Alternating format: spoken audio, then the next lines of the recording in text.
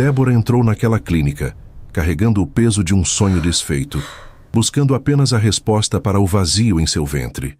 No último andar daquele mesmo prédio, Everton, o dono milionário de tudo aquilo, vivia isolado em um mundo de luxo e desconfiança, amaldiçoado por uma traição que o fez desacreditar do amor. Ela era uma mulher comum em busca de um milagre. Ele era um homem poderoso que já não acreditava em milagres. Nenhum dos dois sabia que, nos corredores frios daquele império de vidro e aço, um erro irrevogável estava prestes a acontecer. Um erro que uniria seus destinos para sempre, dando a ela o filho que pensava ser impossível e a ele o herdeiro que nunca planejou ter, desencadeando uma perigosa ligação e um escândalo que poderia destruir a ambos. A casa de Débora cheirava a bolo de fubá e esperança murcha. Era um cheiro agridoce que impregnava as cortinas de crochê e o sofá de tecido gasto. Um aroma que falava de uma vida simples e de sonhos que pareciam sempre um pouco fora de alcance. Aos 23 anos, Débora sentia o peso desses sonhos adiados em seus ombros. O porta-retrato sobre a estante, que antes exibia seu sorriso ao lado de Marcos, agora estava virado para a parede. O relacionamento de 5 anos havia terminado há 4 meses, desfeito não por uma briga explosiva, mas pela erosão lenta e dolorosa da constatação de que o maior desejo dela era o maior medo dele, uma família. Não estou pronto, Débora, ele dizia. Somos jovens.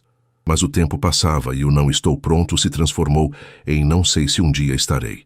O fim foi um alívio e uma devastação. Agora, o silêncio da casa era seu companheiro constante. Um silêncio que ecoava o vazio em seu útero, uma ausência que a medicina ainda não conseguia explicar. Foram anos de exames, consultas e conselhos vagos. Estresse, dizia um médico. Apenas relaxe, sugeria outro. Mas o vazio persistia. E com o fim do relacionamento, o sonho de ser mãe, que antes era um projeto a 2, tornou-se uma busca solitária e desesperada por respostas. Foi por isso que ela juntou cada centavo de suas economias, o dinheiro que seria para a entrada de um apartamento, e marcou uma consulta na clínica de fertilidade Fênix.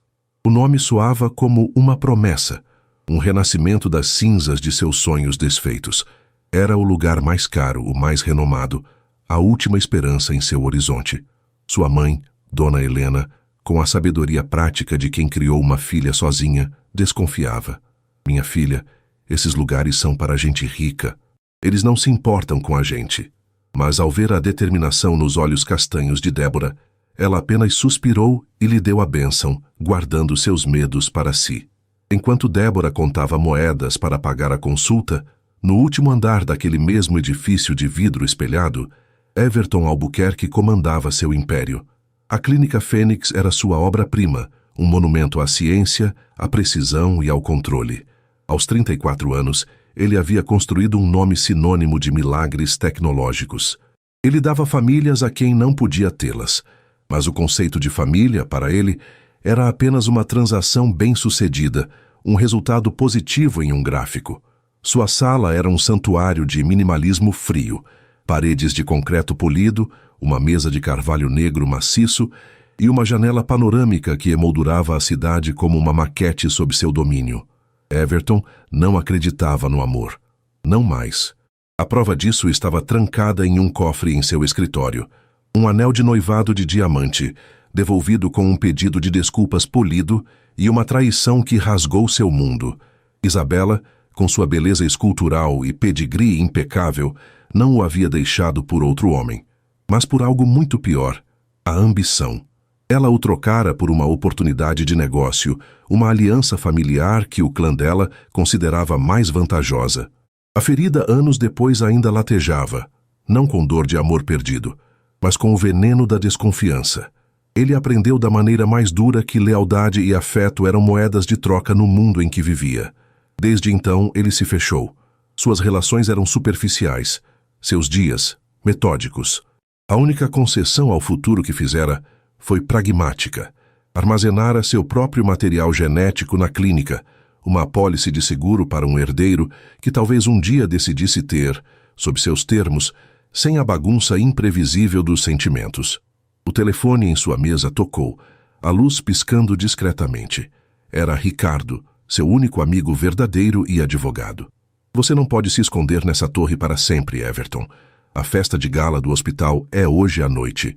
Todo o conselho estará lá. Eu odeio essas festas, Ricardo. Sorrisos falsos e conversas vazias, respondeu Everton. Sua voz um barítono grave e sem inflexão. Eu sei, mas você é o maior benfeitor. Sua ausência será notada. Além disso, Isabela vai estar lá. Um músculo se contraiu na mandíbula de Everton. Isso deveria ser um incentivo? É um aviso. Para você mostrar a ela e a todos que você seguiu em frente. Que ela não te afeta mais. Ela não me afeta, mentiu ele. E o silêncio na linha disse que Ricardo não havia acreditado. Tenho trabalho a fazer. Ele desligou, a menção de Isabela deixando um gosto amargo em sua boca. Seus olhos se voltaram para os monitores que exibiam os dados da clínica. Pacientes, procedimentos, taxas de sucesso. Números. Lógicos, previsíveis, seguros. Ele focou sua atenção neles, empurrando para longe as sombras do passado e a irritação com o presente. Lá embaixo, nos laboratórios imaculados da Fênix, a rotina seguia com precisão militar. Técnicos de jaleco branco moviam-se com a eficiência silenciosa de quem lida com o material mais precioso do mundo, a esperança humana. Débora, sentada em uma sala de procedimentos que era mais asséptica do que acolhedora, sentia-se pequena e anônima. A enfermeira lhe explicou os passos do exame de hoje, uma investigação de rotina para avaliar a receptividade de seu endométrio. As palavras eram técnicas, o tom, gentil mas distante. Ela se deitou na maca, o coração batendo uma melodia nervosa contra suas costelas. Fechou os olhos, tentando se transportar para outro lugar, para um futuro onde embalaria um bebê em seus braços, o cheirinho de talco preenchendo o ar. Foi um dia atípico no laboratório. Um pico de energia, quase imperceptível, fez os sistemas piscarem por uma fração de segundo. Uma nova técnica, nervosa sob a pressão do ambiente de alta performance, trocou o posicionamento de duas bandejas por um instante. Um instante foi tudo o que bastou. Um erro de protocolo, uma etiqueta lida com pressa, um momento de distração humana no coração da máquina perfeita. Naquele corredor de destinos, a amostra de um procedimento padrão foi trocada pela de um armazenamento de longo prazo. O código de identificação A001, pertencente ao fundador da clínica, foi utilizado no lugar do material inerte necessário para o exame de Débora. Um erro catastrófico, silencioso e, até então, invisível. Para Débora, o procedimento terminou como começou, com uma sensação de frio e um eco de esperança. Ela se vestiu, agradeceu à enfermeira e saiu da clínica Fênix, sem saber que sua vida havia sido irrevogavelmente alterada. As semanas seguintes se arrastaram em uma névoa de ansiedade. Débora se jogou no trabalho, em sua pequena floricultura, tentando manter a mente ocupada com arranjos de lírios e gérberas. Mas uma nova sensação começou a se instalar em seu corpo. Uma fadiga que ia além do cansaço, uma onda de náuseas pela manhã que ela atribuiu ao estresse. É a sua cabeça, filha, dizia Dona Helena com carinho. Você quer tanto que seu corpo começa a inventar coisas. Débora queria acreditar nisso. Mas quando seu ciclo, sempre tão pontual, atrasou uma semana e depois 2, um pânico gelado começou a subir por sua espinha. Era impossível. Simplesmente impossível. Numa noite chuvosa, incapaz de suportar a dúvida, ela foi até a farmácia da esquina. Com as mãos trêmulas, comprou o teste de gravidez mais barato que encontrou. Em casa, trancou-se no banheiro, o som da chuva contra a janela abafando as batidas descontroladas de seu coração. Cada segundo de espera parecia uma eternidade. Ela olhou para a pequena janela de plástico, sua respiração presa na garganta. E então, elas apareceram. 2 linhas, nítidas, inegáveis, impossivelmente rosas. Positivo. A primeira emoção que a atingiu não foi alegria, mas um choque tão profundo que a deixou sem ar. Uma onda de vertigem a fez se apoiar na pia fria. Grávida. A palavra que ela sonhou em ouvir por anos agora soava como uma sentença. Seus olhos se encheram de lágrimas, mas não eram as lágrimas de felicidade que ela sempre imaginou. Eram lágrimas de puro e absoluto terror, porque ela estava grávida sim. Um milagre havia acontecido dentro dela, mas esse milagre não pertencia a Marcos, nem a ninguém que ela conhecia. O milagre tinha uma origem desconhecida. Um pai anônimo. Seu olhar se perdeu no reflexo do espelho, e a única explicação, a mais aterrorizante e absurda de todas, tomou forma em sua mente. A clínica. O erro não estava em seu corpo, afinal. O erro havia sido cometido por eles. E agora, um filho crescia em seu ventre. Um filho cujo pai ela não fazia a mínima ideia de quem era. Aquele sonho que a levou à Clínica Fênix havia se transformado em um pesadelo de proporções inimagináveis. O mundo de Débora se resumia a 2 linhas rosas numa tira de plástico. Por uma noite inteira, ela não dormiu.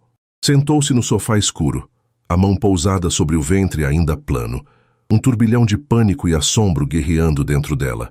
A cada hora que passava, o choque inicial dava lugar a uma clareza gelada.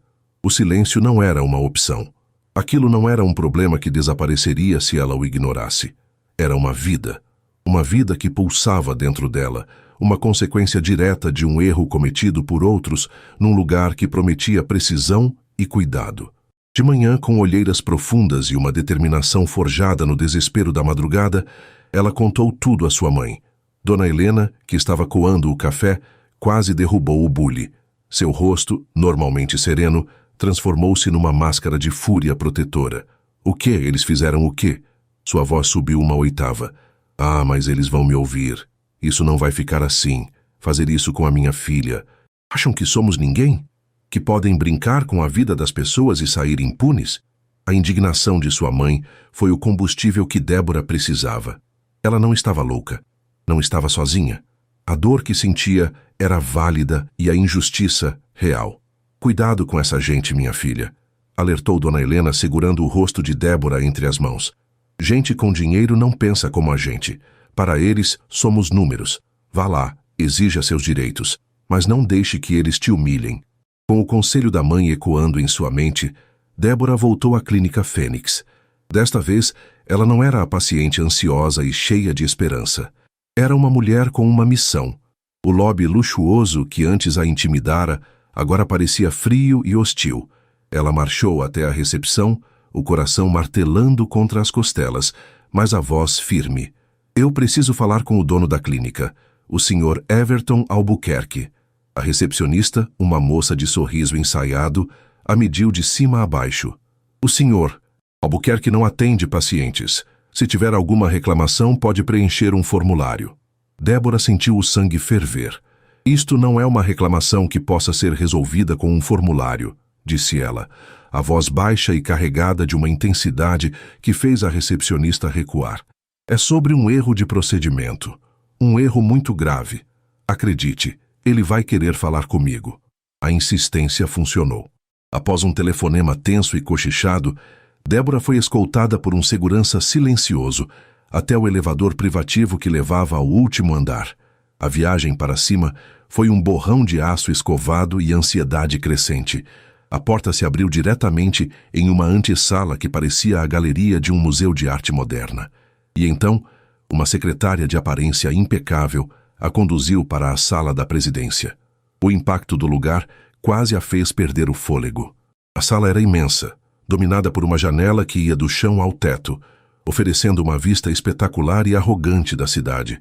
Atrás de uma mesa que parecia grande como um carro, estava ele, Everton Albuquerque. Ele era ainda mais bonito e imponente do que nas poucas fotos que vira na internet. Um terno cinza chumbo cortado à perfeição, cabelo escuro penteado para trás e olhos de um azul tão frio que pareciam lascas de gelo. Ele não se levantou. Apenas a observou se aproximar com uma expressão de impaciência contida. Senhorita, tenho 5 minutos, disse ele, sua voz um barítono que combinava perfeitamente com a frieza do ambiente. Débora engoliu em seco, tentando encontrar sua voz. Meu nome é Débora. Eu fui paciente aqui, há algumas semanas, fiz um exame. E ele arqueou uma sobrancelha, como se o tempo dela já estivesse se esgotando. E houve um erro, ela disse, as palavras saindo num sopro. Um erro no laboratório. Eu estou grávida. A expressão de Everton não mudou, mas Débora viu um brilho de cautela surgir em seus olhos. Parabéns. Mas, como você deve saber, esta clínica lida com fertilidade, não com concepções milagrosas. O que exatamente isso tem a ver comigo? A condescendência em seu tom foi como um tapa no rosto. A humilhação deu lugar à raiva. Tem tudo a ver com você e com a sua clínica. Eu não estou com ninguém desde o fim do meu último relacionamento, há meses. É impossível. A única explicação é que aconteceu aqui durante o procedimento que eu fiz. Pela primeira vez, a máscara de tédio de Everton vacilou. Ele se inclinou para a frente, os olhos fixos nos dela, analisando, calculando. Ele não via uma mulher desesperada, via uma ameaça, uma potencial litigante, uma oportunista. Seu rosto se fechou, tornando-se uma máscara impenetrável de profissionalismo. Ele apertou um botão em seu intercomunicador. Cláudia, ligue para o doutor Ricardo e peça para ele vir à minha sala. Imediatamente. Enquanto esperavam em um silêncio pesado, Everton a estudava. Débora se sentia como um inseto sob um microscópio. Quando Ricardo, um homem de aparência mais afável, mas com olhos igualmente perspicazes, entrou na sala, Everton foi direto ao ponto. Doutor Ricardo, esta é a senhorita Débora. Ela alega que um erro em nossa clínica resultou em uma gravidez não planejada. Ricardo olhou de Everton para Débora, sua expressão se tornando séria. Everton se levantou finalmente e começou a andar pela sala, as mãos nos bolsos. Obviamente, a reputação da Fênix é nossa prioridade. Situações delicadas como esta exigem discrição. Ele parou e olhou para Débora, mas não era para ela que ele estava falando. Era para um problema que ele precisava eliminar. Faremos o seguinte. A clínica irá oferecer-lhe um acordo de confidencialidade. Em troca de seu silêncio, forneceremos uma compensação financeira extremamente generosa. O suficiente para garantir seu conforto e o futuro da criança. O Dr. Ricardo irá redigir os termos. É a solução mais limpa para todos. Débora o encarou, incrédula. As palavras de sua mãe ecoaram em sua cabeça. Para eles, somos números. Ele não perguntou como ela estava. Não demonstrou um pingo de compaixão. Ele apenas pegou seu talão de cheques para apagar a mancha em sua reputação. A dor e o medo que ela sentia se cristalizaram em uma fúria fria e digna. Não, disse ela na voz surpreendentemente forte. Everton parou de andar. Não? Não? Eu não quero o seu dinheiro. Ela se levantou, sentindo que precisava estar no mesmo nível que ele para dizer aquilo. Eu não sou um problema para ser resolvido com um contrato. Eu não sou uma situação delicada. Eu sou uma mulher carregando uma vida que eu não planejei e não entendo, por causa de uma falha que aconteceu neste prédio. O senhor acha que pode comprar meu silêncio e me mandar embora? Eu não vim aqui atrás de dinheiro. Eu vim aqui atrás de responsabilidade. Eu quero saber como isso aconteceu e, mais importante, eu quero saber quem é o pai do meu filho. O silêncio que se seguiu foi absoluto. Ricardo olhava para Everton com uma expressão de advertência. Everton, por sua vez, estava genuinamente chocado. Em seu mundo tudo tinha um preço. A recusa dela era uma variável que ele não havia calculado. Aquela mulher, com suas roupas simples e seus olhos castanhos faiscando de indignação, havia rejeitado uma fortuna. Ele a viu não mais como uma ameaça, mas como um enigma irritante. Mais tarde, no escritório de advocacia de Ricardo, a raiva de Everton explodiu. Ela é uma golpista, Ricardo. É óbvio. É uma tática de negociação. Ela recusa a primeira oferta para conseguir mais. Ninguém em sã consciência recusaria aquele dinheiro. Ricardo, recostado em sua cadeira de couro, observava o amigo com calma. Eu não sei, Everton. Eu olhei nos olhos dela. Eu não vi ganância. Eu vi pânico. E se ela estiver dizendo a verdade? Imagine o escândalo. Clínica Fênix comete erro de inseminação. Sua reputação, que você passou a vida construindo, viraria pó. Ele fez uma pausa, deixando as palavras pesarem no ar. Além do mais, existe uma mulher lá fora, grávida e apavorada, por um erro que pode ter sido nosso. Antes de falarmos em acordos, temos uma obrigação moral de descobrir a verdade. E como você sugere que façamos isso? Cuspiu Everton. É simples, e é a única maneira de termos certeza, disse Ricardo, juntando as mãos sobre a mesa. Ofereça a ela um teste de DNA pré-natal. É rápido, seguro e conclusivo. Se o resultado provar que a concepção não teve relação com a clínica, O caso dela acaba ali mesmo. Se provar que sim, bem, aí saberemos com o que estamos lidando. É a sua única jogada lógica. É uma proposta científica. O tipo de coisa que você entende. Everton odiava a lógica naquilo. Odiava dar qualquer passo que validasse a história absurda daquela mulher. Mas Ricardo estava certo. Era a única forma de retomar o controle. Relutantemente, ele concordou. 2 semanas depois, o resultado chegou. Débora se recusou a ir à clínica ou ao escritório. Então, Ricardo marcou de encontrá-la em uma cafeteria neutra e discreta, longe do centro da cidade. Everton, para surpresa de Ricardo, insistiu em ir junto. Ele queria ver a expressão no rosto dela quando sua farsa fosse exposta. Eles se sentaram em uma mesa nos fundos. Débora chegou, pálida e tensa. Ricardo, com a delicadeza de um diplomata, abriu o envelope lacrado que o laboratório havia lhe enviado. Everton observava, o corpo rígido, esperando o momento da vitória. Ricardo leu o documento e sua expressão profissional se desfez. Um vinco de preocupação surgiu em sua testa. Ele releu, como se não pudesse acreditar no que via.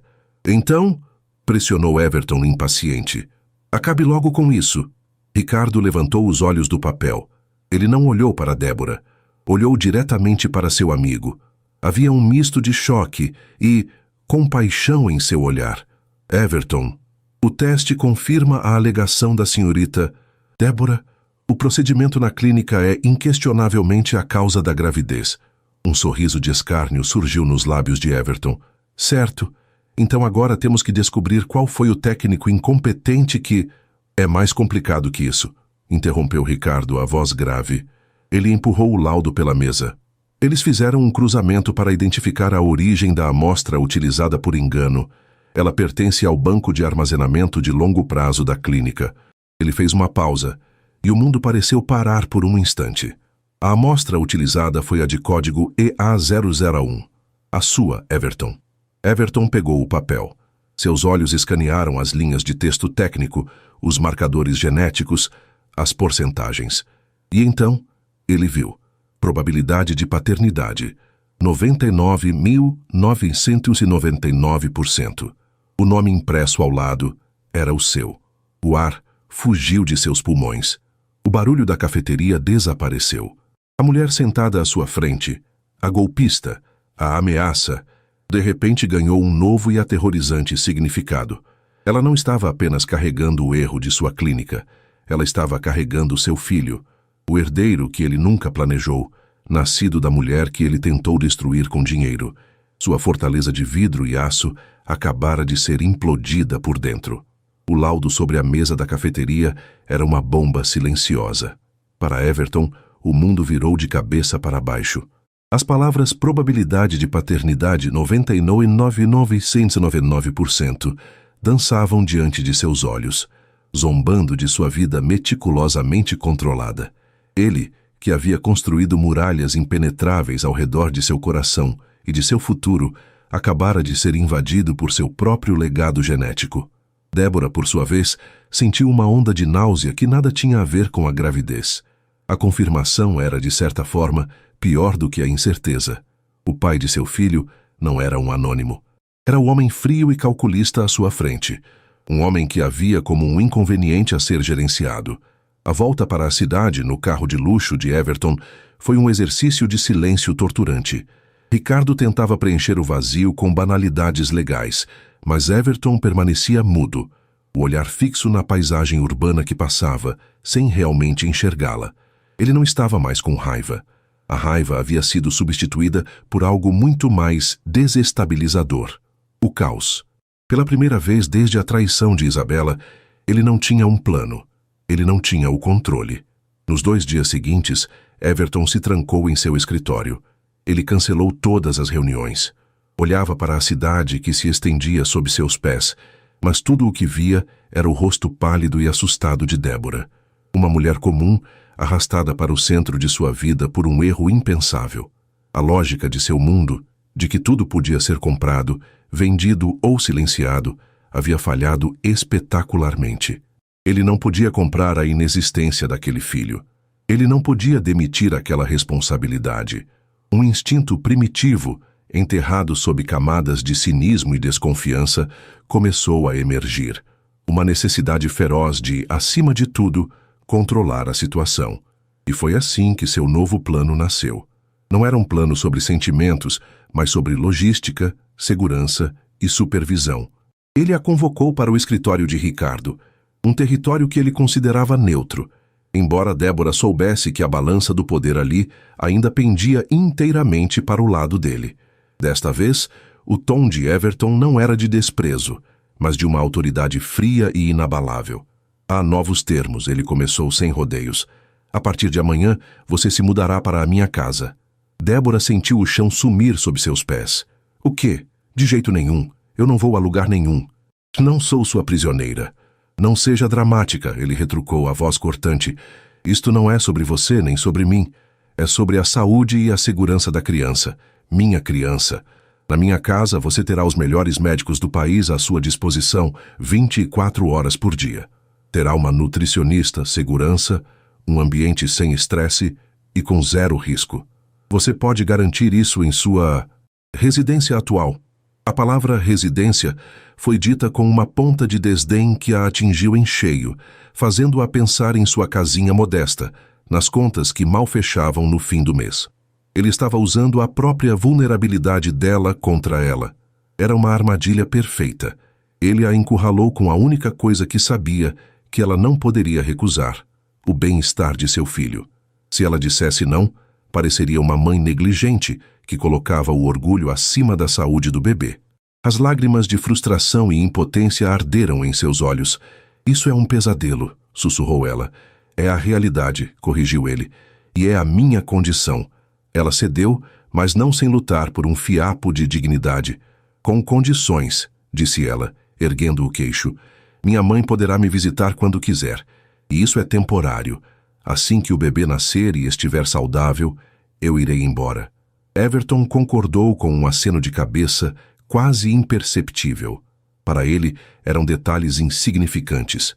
A batalha principal, trazê-la para seu território onde poderia observá-la de perto, já estava vencida. A chegada à mansão de Everton foi como entrar em outro planeta. Um portão de ferro forjado se abriu silenciosamente para uma alameda ladeada por árvores perfeitamente podadas. A casa não era uma casa. Era um monumento de vidro, pedra e concreto. Uma fortaleza moderna que parecia mais uma galeria de arte do que um lar. Dentro, o silêncio era absoluto, ecoando no piso de mármore polido. Não havia fotos nem enfeites, nem sinal de vida além dos empregados que se moviam como sombras. Você ficará na ala de hóspedes leste, disse Everton, o anfitrião relutante. Tem sua própria sala de estar, quarto, closet e banheiro. A cozinha será abastecida com tudo o que a nutricionista recomendar. Sinta-se à vontade. A palavra soou oca e sem sentido naquele ambiente estéril. Era uma gaiola de ouro, e Débora sabia disso. Os primeiros dias foram uma tortura de solidão e estranhamento. Débora passava as horas em seu quarto luxuoso, sentindo falta do cheiro de bolo de sua mãe e do barulho dos vizinhos. Os jantares com Everton eram eventos surreais. Eles se sentavam em extremos opostos de uma mesa de jantar gigantesca, o único som sendo o tilintar dos talheres de prata contra a porcelana. Ele não perguntava sobre o dia dela. Ela não ousava perguntar sobre o dele. Eles eram dois estranhos, unidos por um segredo biológico. A primeira rachadura na muralha de gelo apareceu na primeira consulta médica a que foram juntos. Everton insistiu em acompanhá-la. Ele ficou de pé no canto do consultório, de braços cruzados, parecendo profundamente desconfortável. Mas então, a médica ligou o ultrassom e um som rítmico e rápido preencheu a sala. Tum-tum, tum-tum, tum-tum. O coração do bebê. Débora prendeu a respiração, os olhos cheios de lágrimas de pura emoção. Era real. Everton, contra sua vontade, deu um passo à frente. Seus olhos se fixaram na pequena mancha pulsante na tela. A médica apontou. Este é o coração, forte e saudável. Everton não disse nada, mas Débora viu. Um músculo em sua mandíbula se moveu. Sua postura, antes rígida, relaxou uma fração. Aquele som, a prova inegável da vida que ele havia criado, O atingiu de uma forma que nenhuma discussão ou documento legal jamais poderia. Pela primeira vez, ele não parecia um CEO gerenciando uma crise. Parecia um homem ouvindo o coração de seu filho. A visita de Dona Helena no fim de semana foi como um furacão de realidade na mansão asséptica. Ela chegou com uma vasilha de bolo de fubá, inspecionou cada canto da suíte da filha com olhos desconfiados e, finalmente, exigiu ver Everton. Ela o encontrou na biblioteca, um cômodo vasto e silencioso. Sr. Everton, ela começou sem rodeios, a simplicidade de sua postura contrastando com a opulência ao redor. Eu quero saber quais são as suas intenções com a minha filha. Everton, pego de surpresa pela franqueza, ergueu os olhos de seu livro. Minha intenção, senhora, é garantir que meu filho nasça com saúde. Filho, você fala da criança como se fosse uma encomenda que você fez, retrucou ela, a voz firme. Mas ali em cima tem uma mulher, a minha Débora. Ela não é um objeto nem uma incubadora. Ela tem sentimentos, tem medos, e eu não vou deixar o Senhor nem ninguém esmagar o coração dela só porque tem dinheiro e poder. Everton ficou sem palavras. Ninguém jamais havia falado com ele daquela maneira. Ele sentiu uma pontada de algo que não conseguia identificar. Respeito. Eu não tenho a intenção de magoá-la, disse ele, a voz mais baixa do que o normal. É bom mesmo, concluiu Dona Helena, porque se o fizer, o senhor não terá que lidar com advogados. Terá que lidar comigo. A presença forçada começou a tecer uma teia estranha entre eles. Everton começou a observar Débora. Ele a via no jardim, conversando com o ventre, a mão em um gesto protetor inconsciente. Ele a via na biblioteca, lendo com uma concentração serena. Ele notava a força silenciosa com que ela suportava aquela situação humilhante, a dignidade com que tratava os empregados, a doçura em sua voz quando falava com a mãe ao telefone. Ele estava fascinado e irritado por essa fascinação. Ela não se encaixava em nenhuma das categorias que ele conhecia. Não era uma socialite ambiciosa como Isabela, nem uma funcionária submissa. Era apenas Débora. Numa noite, ele a encontrou na cozinha, de pé em um banquinho, tentando alcançar uma caixa de chá de camomila na prateleira mais alta. A gravidez começava a despontar em sua silhueta, deixando-a um pouco desajeitada. Ela se desequilibrou por um momento. Num movimento rápido e instintivo, Everton cruzou a cozinha e a segurou antes que ela pudesse cair. Sua mão grande pousou firmemente na parte inferior de suas costas, enquanto a outra segurou seu braço. Cuidado, ele disse, a voz rouca, mais próxima do que nunca. O corpo dela se enrijeceu contra o dele. O calor da mão dele atravessou o tecido fino de seu vestido. Débora ergueu o rosto e seus olhos encontraram os dele. A cozinha, antes vasta, pareceu encolher. O ar ficou denso, carregado de uma eletricidade que nenhum dos dois esperava. Por um segundo, eles não eram o milionário e a vítima de um erro. Eram apenas um homem e uma mulher, perto demais, a respiração suspensa. O olhar dele desceu por um instante para os lábios dela e o coração de Débora deu um salto. Tão rápido quanto aconteceu, acabou. Everton a soltou, dando um passo para trás, como se tivesse levado um choque. Sua compostura estava visivelmente abalada. Ele pigarreou. Eu vou pedir para reorganizarem as prateleiras, disse ele, a voz formal novamente, mas com uma nota de tensão.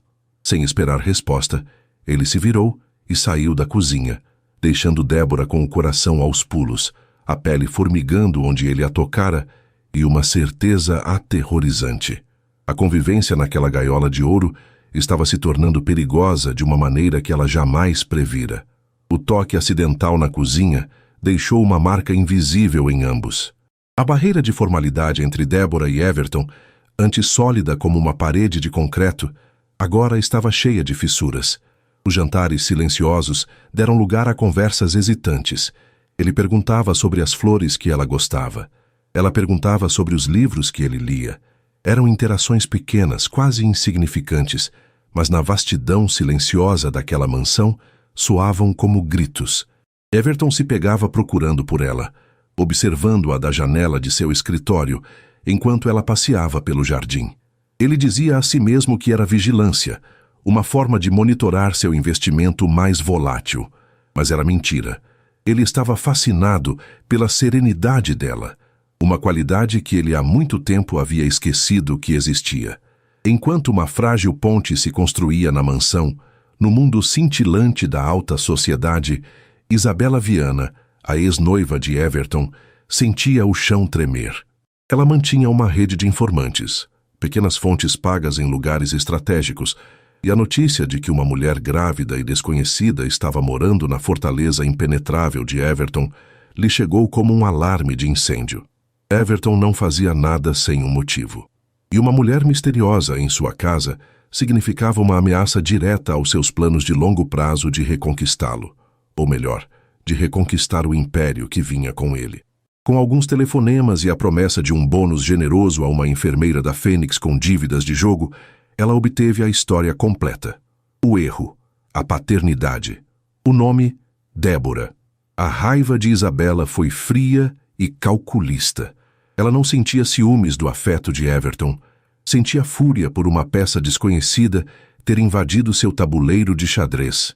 Uma garota comum, uma florista, estava prestes a lhe dar o que ela mais cobiçava, um herdeiro de Everton Albuquerque. Era inaceitável. Ela precisava agir, minar a situação por dentro e por fora. Seu primeiro movimento foi sutil, um ataque cirúrgico à maior fraqueza de Everton, sua desconfiança. Ela o encontrou em um evento de caridade do qual sabia que ele não poderia escapar. Aproximou-se dele com um sorriso de pura seda e veneno. "Everton, querido", disse ela, a voz um sussurro de falsa preocupação. "Fiquei sabendo da sua situação e estou preocupada com você." Everton se enrijeceu. "Não há nada com que se preocupar, Isabela." "Claro que há", continuou ela, tocando o braço dele com uma familiaridade presunçosa. "Você sempre foi tão focado, tão brilhante, mas às vezes um pouco ingênuo com as pessoas. Uma garota simples que convenientemente se envolve em um erro na sua clínica e acaba grávida justamente do dono milionário. A história é boa demais, não acha? Parece um roteiro. Só não quero que você se machuque de novo. Pessoas como nós somos alvos." Cada palavra foi uma gota de veneno, cuidadosamente escolhida para reavivar as velhas feridas e as antigas suspeitas dele. Ela estava usando a traição que ela mesma cometeu como uma arma para isolá-lo novamente. Everton se afastou dela, uma fúria gelada crescendo em seu peito. "Fique fora da minha vida, Isabela." Ele se virou e foi embora, mas o estrago estava feito. As sementes da dúvida haviam sido plantadas no solo fértil de sua desconfiança. O segundo ataque de Isabela foi brutal e público. Poucos dias depois, a bomba explodiu.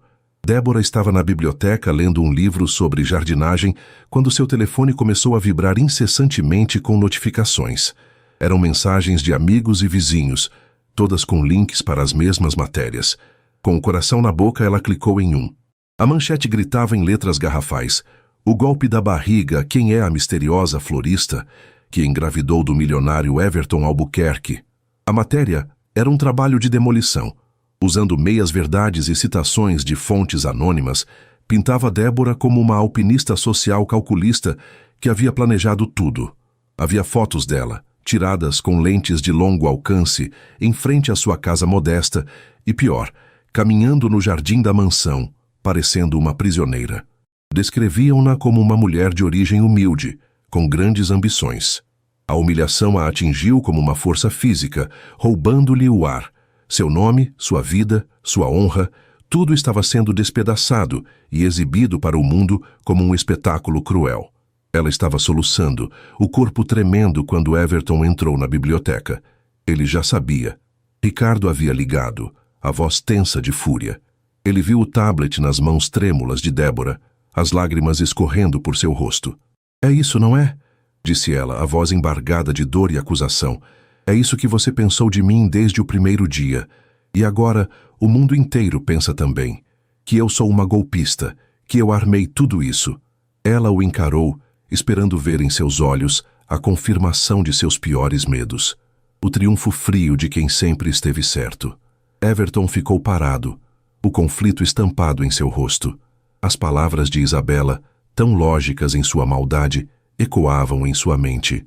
É o sonho de toda alpinista social. Seu primeiro instinto? Sua reação programada ao longo de anos de desconfiança era recuar, erguer as muralhas. A situação era exatamente como ele imaginou no início. Um escândalo, uma bagunça, uma armadilha. Mas então, ele olhou para ela. Não para a figura da matéria de fofoca, mas para a Débora que ele vinha conhecendo. A mulher que corava quando ele a olhava por muito tempo. A mulher cuja mão tremia ao tentar alcançar uma caixa de chá. A mulher que conversava com o filho que crescia em seu ventre, com uma ternura que ele nunca pensou ser possível. Ele se lembrou do som do coração do bebê, um som que, de alguma forma, havia se tornado uma âncora em seu mundo caótico. A guerra dentro dele durou um segundo, mas pareceu uma eternidade. A escolha entre o cinismo seguro do seu passado e a aterrorizante vulnerabilidade do seu presente. Não, disse ele, a voz baixa, mas com uma firmeza que surpreendeu a ambos. Ele atravessou a sala e, com um gesto hesitante, pegou o tablet da mão dela e o colocou longe, como se fosse um objeto venenoso. Eu não acredito neles. Débora o encarou, os olhos marejados de surpresa. Eu não sei como essa história vazou, ou quem está por trás disso, continuou ele, seus olhos azuis encontrando os dela. Mas eu sei que não é a verdade. Eu sei que você não é essa pessoa que eles estão pintando. Ele parou, buscando as palavras. Eu acredito em você, Débora. Pela primeira vez, ele a estava defendendo. Ele a estava escolhendo.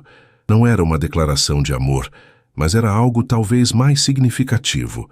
Era uma declaração de fé. Naquele momento, ele não era o dono da clínica protegendo sua reputação. Era um homem protegendo a mulher que carregava seu filho. Ele pegou o telefone. Ricardo, quero que prepare um processo contra todas as publicações que veicularam essa matéria. E quero que a equipe de segurança investigue quem tirou essas fotos. Ninguém entra ou sai desta propriedade sem registro. Encontre o vazamento. Mais tarde naquela noite, no escritório de Ricardo, a raiva do advogado era palpável. Isso tem as digitais da Isabela por toda parte, Everton. A crueldade, o timing perfeito para te desestabilizar é o estilo dela. Isabela não faria isso, disse Everton, mas sua convicção soava fraca. É só vingança mesquinha. Você acha? Ricardo se inclinou sobre a mesa, os olhos brilhando. Eu acho que é mais do que isso. A história que ela vazou convenientemente ignora a parte mais importante, que foi um erro da clínica. Por quê? Porque um escândalo sobre uma golpista te torna uma vítima e te afasta dela. Mas um escândalo sobre a incompetência da sua clínica, isso te enfraquece, destrói sua reputação, te deixa vulnerável. E quem sempre aparece para salvar os homens poderosos quando eles estão vulneráveis? A lógica de Ricardo era irrefutável e aterrorizante. Everton sentiu um calafrio. Eu nunca confiei nela, continuou Ricardo, sua voz agora baixa e determinada. E essa história toda, o erro, um pico de energia, uma técnica nova, é muito conveniente, Everton. Conveniente demais. Enquanto Everton absorvia o peso daquelas palavras, Ricardo já estava em seu computador. Ele não estava mais agindo como advogado. Agia como um investigador. Ele abriu os registros de segurança da Clínica Fênix, buscando os logs de acesso do dia do procedimento de Débora. Puxou as fichas dos funcionários do laboratório que estavam de plantão. Abriu um programa seguro e começou a fazer uma busca discreta nos registros financeiros deles. Vou descobrir a verdade, Everton, disse Ricardo, os olhos fixos na tela. Custe o que custar. A investigação havia começado, e no silêncio da noite, Ricardo tinha a terrível suspeita de que o escândalo que acabara de explodir na mídia era apenas a ponta de um iceberg muito mais sombrio e deliberado. A declaração de fé de Everton foi um bálsamo para a alma ferida de Débora. O escândalo público não desapareceu da noite para o dia, mas seu veneno perdeu a força. Dentro dos muros da mansão, uma nova dinâmica se instalou. A defesa de Everton, o "eu acredito em você", criou um laço de confiança frágil, mas real entre eles. Ele se tornou ferozmente protetor. Contratou uma equipe de segurança extra, instruiu os empregados a filtrarem todas as chamadas e correspondências, e criou uma bolha de tranquilidade para Débora, um santuário contra o julgamento do mundo exterior. Enquanto isso, Ricardo mergulhava de cabeça na investigação. Ele passou dias e noites trancado em seu escritório, cercado por plantas da clínica, registros de funcionários e extratos bancários. A teoria da técnica nova e nervosa nunca o convenceu. Erros aconteciam, mas um erro daquela magnitude, envolvendo a amostra pessoal do fundador, deveria ter múltiplos sistemas de segurança para impedi-lo. Era como se alguém, deliberadamente, tivesse procurado a falha no sistema para explorá-la. E foi nos registros financeiros que ele encontrou o fio da meada. Letícia, uma jovem técnica de laboratório contratada há 6 meses, com um histórico de dívidas de cartão de crédito e um empréstimo estudantil atrasado. 3 dias antes do procedimento de Débora, uma quantia de R$50 mil havia sido depositada em sua conta a partir de uma empresa de fachada, uma daquelas que existem apenas no papel. Para Ricardo, o alarme soou alto e claro. A confrontação foi rápida e brutal. Ricardo convocou Letícia ao seu escritório sob o pretexto de uma revisão de protocolos. A jovem entrou, pálida e ansiosa. Com a calma de um predador, Ricardo apresentou as evidências sobre a mesa. O extrato bancário com o depósito circulado em vermelho, os logs de segurança que a colocavam no setor de armazenamento de longo prazo, fora de seu horário, e uma cópia de seu contrato de trabalho com a cláusula de demissão por justa causa e processo criminal por fraude em destaque. Você tem uma chance, Letícia, disse Ricardo, a voz baixa e perigosa. Conte-me tudo, e eu talvez possa convencer o senhor Albuquerque a não apresentar queixa-crime, o que a colocaria na prisão por vários anos. Minta para mim, e eu a destruirei. A fachada de Letícia desmoronou. Em meio a soluços convulsivos, ela confessou tudo. Contou sobre a abordagem de uma consultora elegante que a encontrou em um café, sobre a oferta de dinheiro que resolveria todos os seus problemas. As instruções eram simples. No dia do exame da paciente Débora, ela deveria causar uma pequena distração, trocar as amostras e garantir que o material genético de Everton fosse usado. A consultora lhe garantira que era um procedimento seguro, apenas para criar um escândalo e embaraçar o chefe. Letícia, desesperada por dinheiro, obedeceu. Como prova, ela mostrou a Ricardo o número de um telefone pré-pago por onde recebia as instruções. Um telefone que Ricardo, com sua equipe, rapidamente rastreou até uma assistente pessoal de Isabela Viana. Quando Ricardo apresentou a pasta com a confissão assinada de Letícia, as transcrições das mensagens e o rastro do dinheiro a Everton, a reação dele não foi de raiva explosiva, mas de um frio letal. A imagem de Isabela, a mulher que ele um dia amou, se desintegrou, sendo substituída pela de um monstro calculista. Ela não apenas o traiu no passado, ela havia orquestrado uma violação abominável, colocando em risco a vida de uma mulher inocente e de seu próprio filho, tudo por um jogo doentio de poder e controle. Seu cinismo, que ele pensava ser uma armadura, era na verdade uma venda, que o fez desconfiar da vítima em vez da verdadeira predadora. Com a pasta de couro na mão, ele ligou para Isabela. Sua voz era desprovida de qualquer emoção. Preciso falar com você. Esteja na minha casa em 1 hora. Isabela chegou à mansão com um ar de triunfo contido. Ela viu o escândalo na mídia e assumiu que seu plano havia funcionado. Everton, humilhado e isolado, estaria vulnerável, pronto para que ela o consolasse e o trouxesse de volta para seu círculo. Ela entrou na sala de estar, um sorriso de falsa simpatia nos lábios. Everton, querido, eu sinto muito por tudo que você está passando. Ele não a deixou continuar. Sente-se, Isabela. Ele abriu a pasta e espalhou os documentos sobre a mesa de centro. A confissão de Letícia, os registros bancários, as mensagens. Acho que você reconhece isso. O rosto de Isabela perdeu toda a cor. O sorriso congelou e se desfez. Ela olhou para os papéis, a compreensão e o pânico crescendo em seus olhos. Eu não sei do que você está falando. Isso é um absurdo, uma armação. Acabou, Isabela, disse Everton, a voz tão cortante quanto o vidro quebrado. A sua farsa, seus jogos, acabaram. Você não fez isso por vingança. Você fez isso porque é cruel. Você usou uma mulher inocente, arriscou a reputação da minha empresa e, pior de tudo, pôs em perigo a vida do meu filho. Por nada. Por um capricho doentio. A máscara dela finalmente caiu, revelando o rosto da pura malícia.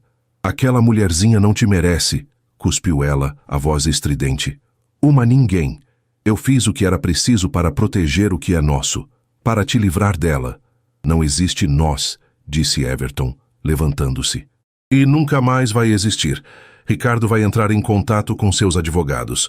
Se você ou qualquer pessoa associada a você chegar a um raio de 1 quilômetro de mim, de Débora ou desta casa, eu juro que usarei cada centavo que tenho para garantir que você nunca mais veja a luz do dia como uma mulher livre. Ele se virou para o segurança que esperava na porta.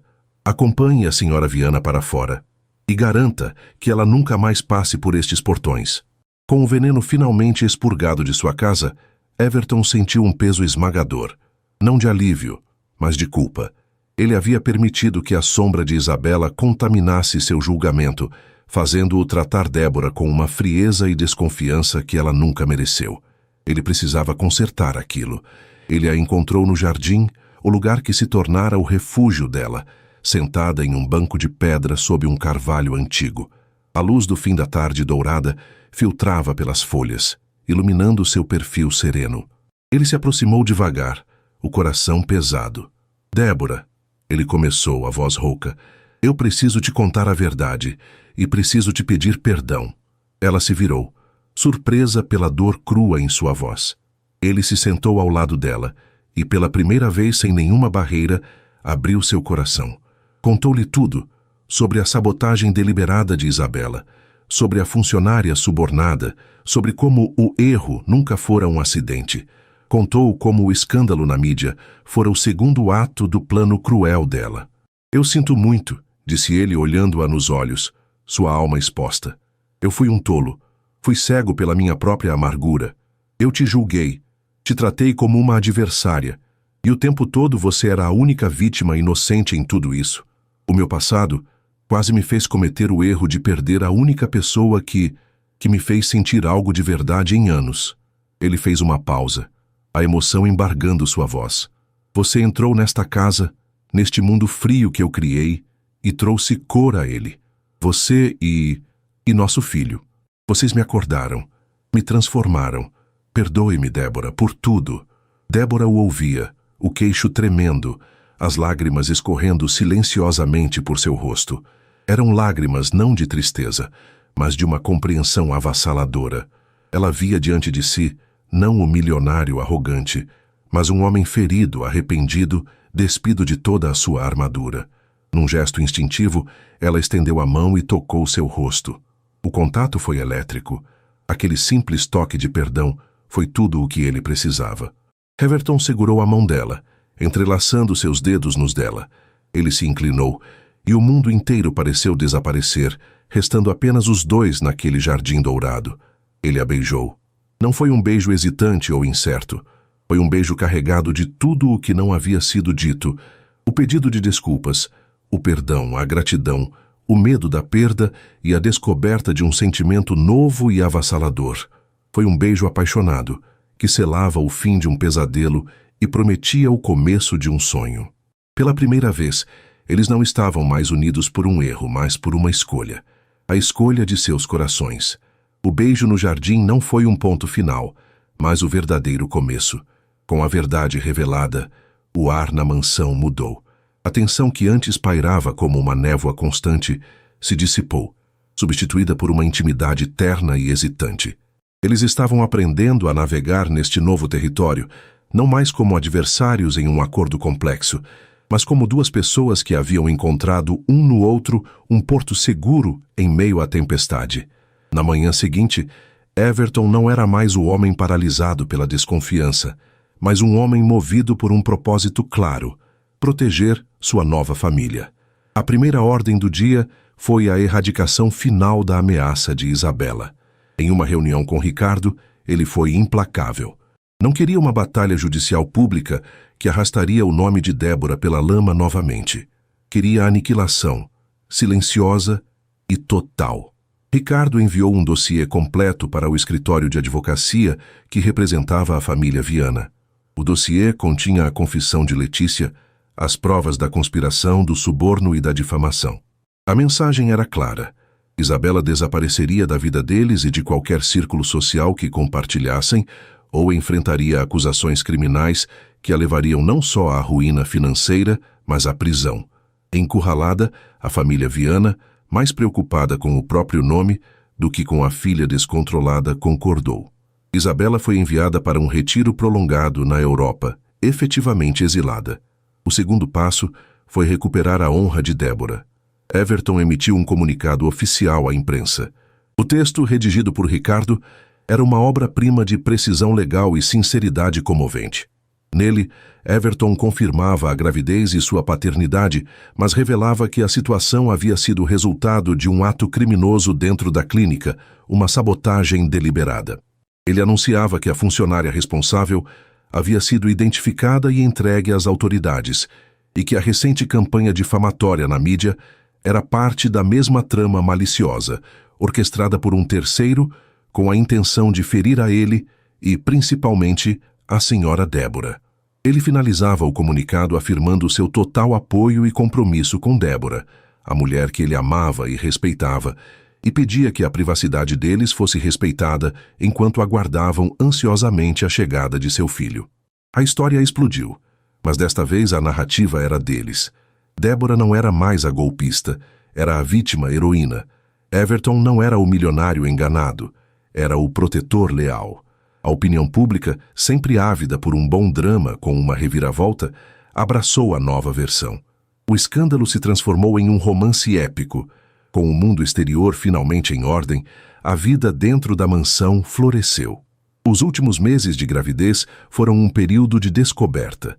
Everton, o homem que comandava um império com um aceno de cabeça, era comicamente inepto em montar um berço, passando uma tarde inteira lutando com parafusos e instruções em sueco, para a grande diversão de Débora. Ele lia livros sobre paternidade em seu escritório, com a mesma concentração que dedicava a relatórios de mercado. Ele acompanhou Débora a cada consulta, a cada aula de preparação para o parto, sua mão sempre encontrando a dela, um gesto que se tornou tão natural quanto respirar. Dona Helena, vendo a transformação, finalmente baixou a guarda. A prova final de sua rendição veio em uma tarde de domingo. Ela chegou para o almoço e encontrou Everton no chão da sala de estar, cercado por peças de um assento de carro para bebês, o manual espalhado, a testa franzida em pura confusão. Débora, sentada no sofá com os pés para cima, ria tanto que as lágrimas escorriam pelo seu rosto. Ao ver a cena, aquele homem tão poderoso e intimidador, completamente derrotado por um objeto de plástico e tiras de nylon, tudo pelo conforto e segurança de seu neto ainda não nascido, o coração de Dona Helena derreteu. "Saia da frente, meu filho", disse ela com um sorriso carinhoso, usando o termo pela primeira vez. "Deixa que eu te mostro como se faz." Naquele momento, Everton não era mais o milionário. Era parte da família. O dia do nascimento de Alice chegou no meio de uma noite chuvosa de primavera. Quando a primeira contração forte despertou Débora, Everton estava ao seu lado em um instante. O pânico que ele esperava sentir não veio. Em seu lugar, havia uma calma focada. Ele a ajudou, cronometrou as contrações, sussurrou palavras de encorajamento e a conduziu para o hospital com uma eficiência tranquila que era toda sua. No quarto do hospital, ele nunca a deixou. Durante as longas e exaustivas horas de trabalho de parto, ele foi sua rocha. Segurou sua mão com tanta força que seus nós dos dedos ficaram brancos. Limpou o suor de sua testa com uma toalha fria. Respirou com ela a cada onda de dor. Ele a olhava com uma mistura de reverência e amor tão profunda que dava a ela a força para continuar. "Você consegue, meu amor", ele repetia, a voz firme e suave. "Nós estamos juntos nisso. Traga a nossa filha para nós." E então, com um último esforço e um choro que rasgou o silêncio da sala, Alice nasceu. Pequena, perfeita, com um tufo de cabelo escuro como o do pai e olhos que prometiam ser tão castanhos quanto os da mãe. A enfermeira a colocou nos braços de Débora, e o mundo de Everton se reconfigurou em torno daquela imagem. A mulher que ele amava, exausta e radiante, segurando a filha deles. Quando foi a sua vez de segurá-la, o magnata implacável, o homem que construiu muralhas ao redor de seu coração, desmoronou. As lágrimas que ele não derramava há anos escorreram por seu rosto enquanto ele olhava para o rostinho minúsculo em seus braços. Um erro. Tudo aquilo havia começado com um erro. E, no entanto, ao segurar aquela vida perfeita, ele sabia, com uma certeza que abalou sua alma, que aquele havia sido o maior e mais belo acerto de toda a sua existência. Ela é perfeita, Débora, sussurrou ele, inclinando-se para beijar a testa de sua parceira. Você é perfeita. 1 ano depois, a mansão Albuquerque não era mais um museu de silêncio e solidão. O som que agora ecoava pelos corredores de mármore era o de risadas de bebê. Um tapete de atividades colorido ocupava o centro da imponente sala de estar, e um pequeno portão de segurança bloqueava a escadaria. A casa, antes fria, havia se transformado em um lar, aquecido pela presença de sua mais nova e barulhenta moradora. Everton estava no chão, de terno e gravata afrouxada, fazendo caretas para uma Alice de 1 ano, que gargalhava e batia palmas, deliciada. Débora os observava da porta, o coração transbordando de um amor tão sereno e profundo que ainda a surpreendia. Dona Helena estava na cozinha, preparando a papinha de frutas da neta, cantarolando uma canção de ninar. A imagem era um retrato de felicidade doméstica que Débora nunca ousara sonhar. Naquela noite, depois que Alice adormeceu e Dona Helena foi para casa, Everton levou Débora para o terraço. Era o mesmo lugar de onde ele costumava olhar a cidade com um sentimento de posse e vazio. Agora, com Débora ao seu lado, o braço em volta de seus ombros, a vista parecia diferente. Parecia promissora. Lembra-se da primeira vez que você veio aqui? Perguntou ele a voz baixa. Como eu poderia esquecer? Ela sorriu. Eu achei que você era o homem mais arrogante e assustador que eu já tinha conhecido. Ele riu, um som genuíno e feliz. Eu era. Eu vivia em um mundo cinza, Débora. Um mundo de contratos, lucros e desconfiança. Eu achava que tinha tudo, mas eu não tinha nada. Ele se virou para ela, os olhos azuis brilhando sob a luz da lua. Um erro de laboratório nos uniu. Mas o maior acerto da minha vida foi o momento em que eu percebi que não conseguiria mais viver sem você. Você e a Alice não apenas coloriram o meu mundo, vocês se tornaram o meu mundo inteiro. Ele tirou uma pequena caixa de veludo do bolso. O coração de Débora parou.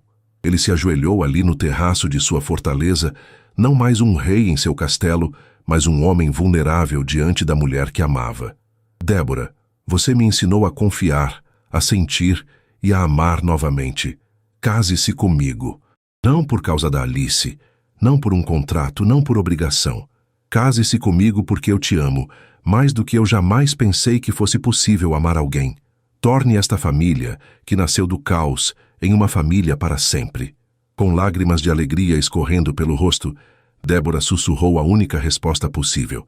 Sim, sim, eu me caso com você. Ele colocou o anel em seu dedo e, ao se levantar para beijá-la, ambos souberam que a família que havia nascido de um erro se tornara finalmente o seu destino mais perfeito e verdadeiro. E assim, a família que nasceu de um erro se tornou o maior acerto na vida de Débora e Everton. E aí se emocionou com o final dessa história? Se a jornada deles te prendeu do início ao fim e você não quer perder nenhuma das próximas narrativas emocionantes, então não se esqueça. Inscreva-se agora no Histórias que Prendem Você e ative o sininho para receber todas as notificações. Seu like também nos mostra que vocês amam uma história de superação e ajuda muito o canal a crescer. Muito obrigado pela companhia e te espero na próxima história.